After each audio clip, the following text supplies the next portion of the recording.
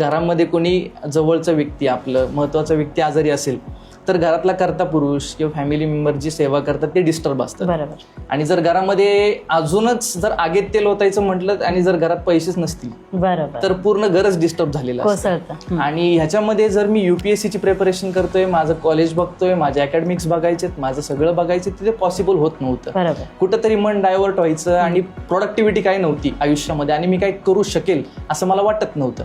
आणि मग पूर्णतः वडिलांवरती डिपेंडेंट. येस, पूर्णतः त्यांच्यावरती डिपेंड होतो. 3 बहिणींची लग्न झाली, ती 4थ्या बहिणीचं शिक्षण चालू होतं. ती UPSCची प्रिपरेशन करण्यासाठी पुण्यामध्ये क्लासेसला होती. लाखोनी फीज होती तिची. आणि माझे वडील, त्यांचं वय 64. मग ह्या वयामध्ये त्यांना अजून इथून पुढे 3-4 वर्ष माझ्या क्लासेसची फी भरायला लावणं हे मला चुकीचं वाटत होतं.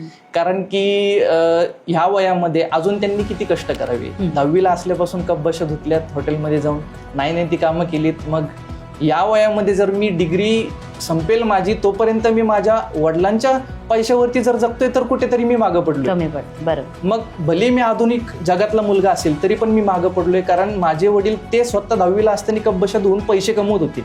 पैसे कमवण्याच्या बाबतीत ते पुढे होते, पण मी वयोमानाने मागे राहिलो. म्हणून मी अजूनही म्हणतो की रियांशमध्ये यंगेस्ट वगैरे मी नाहीये. मी या जगामध्ये यंगेस्ट नाहीये. ऑलरेडी माझ्या वडिलांनीच मला ओव्हरटेक केलं.